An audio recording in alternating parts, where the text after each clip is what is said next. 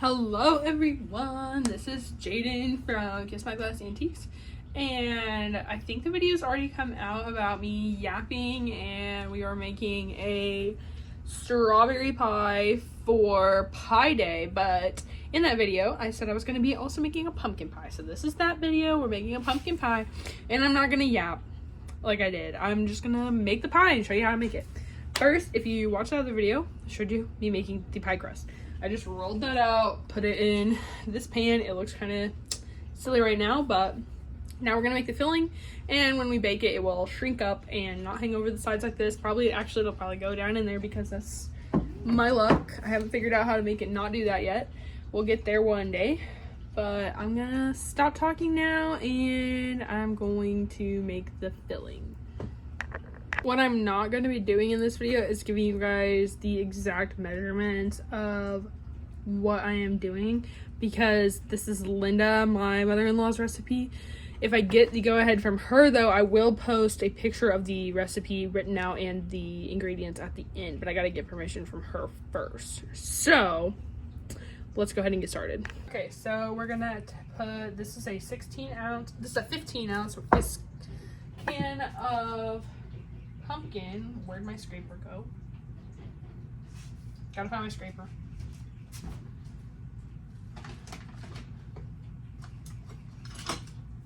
Okay, here's a scraper. This will work. It's not the one I had a minute ago, but I don't know why I put this on. It's always in the way. Okay, 15 ounces of pumpkin. You can make this homemade as well, but I'm using canned because it's easier, and I didn't have any pumpkins to do this with last year, because we didn't grow any sugar pumpkin, so that's okay. 15 ounces of pumpkin, and then it is 2/3 cup, I think, evaporated milk.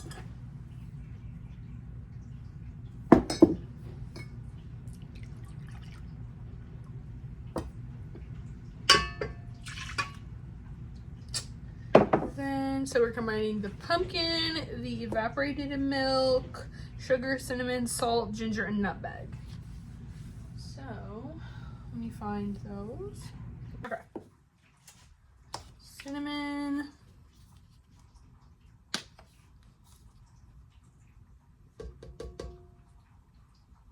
Oh, that was a little bit more than I should have put. That's okay. This is how I cook. I just measure with my heart.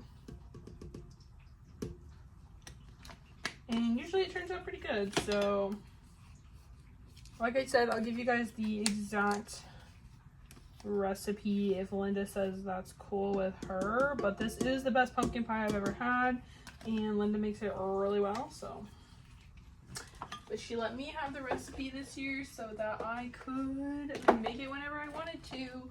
And she gave me it around Thanksgiving. And I've probably made it like 6 times since then because it is so good. So, what is this? Okay, this is the sugar.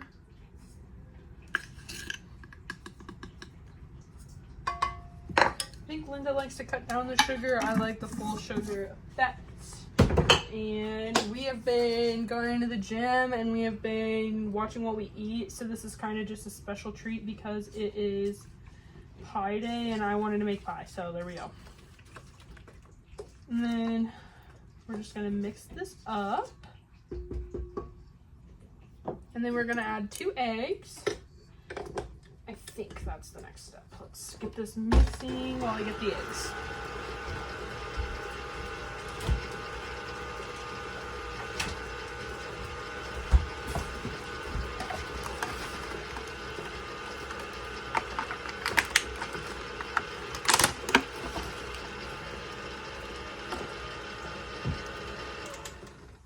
I think I put the salt in there. Some salt. Okay, now it says add 3 eggs. And these eggs, you can't really see them. These eggs are from Luke's boss. He gave them to us. It says 3 eggs, and it says to add them each individually and beat them between adding them. So we're going to go ahead and beat that one in. Take the other one.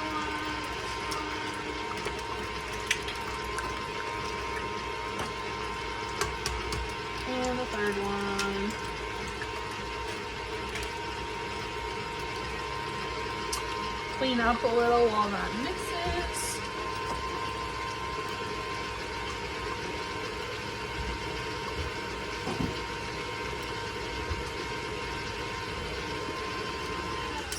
Okay, that is all mixed in. Now this part is really crucial, so let me move the camera and I will show you. Okay, now my oven is kind of nasty, so don't look at that. It needs cleaned, and I've never cleaned an oven, so I'm procrastinating it as much as I possibly can. So you're gonna pull this out, this rack out, except for it likes to fall. So you're gonna pull it out as far as you can, like that. Whoa. Like that. Hopefully that's level, some sort of level. It's not, but okay, you get it. Take your pan with your crust, put it in on the rack like this. No filling in it yet. And because this filling is so runny, you want to put, this doesn't look like enough, you want to put the pan on the rack first like this and then dump this in. I made this mistake the very first time that I made this pie, and I put the filling in before I put the pan on the rack. I don't like this. It doesn't come out far enough.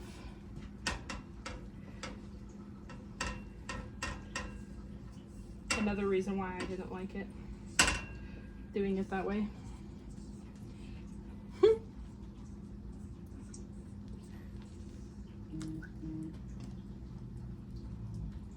Making a mess, but that's just normal.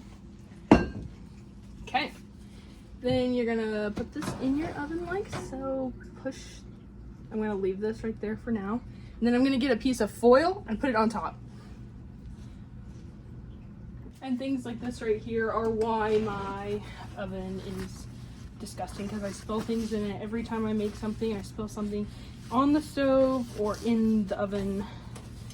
Yeah. After I just wiped this down about 5 minutes ago, but that's okay. Okay, so you're gonna put that piece of foil over the pie at the beginning of the bake because the filling is going to rise, and if you wait till the second 25 minutes of the bake to put the foil on, it's going to rise and it's going to stick to the pie filling. And I'll tell you why I know that is because I did it. I was like, no, doesn't the foil need to go over it the second half so that the crust doesn't get too brown? Well, it kind of works either way, but so the first time I made it, I put the foil on top of the pie and the second half and not the first half, and the filling stuck to the foil, and when I pulled the foil off, some of the filling came off, so, and it was sad. So make sure you don't do that. Now I just put it on for 25 minutes. After the first 25 minutes, I will pull off the foil, bake it for another 25 minutes, see if it's jiggly. If it's too jiggly, it's not done. If it is just a slight bit jiggly, it's done. I will show you guys, I'll try to remember to show you guys me taking it out and checking it, and if I don't get to do that, then the next thing you will see is me pulling it out of the oven. See you then.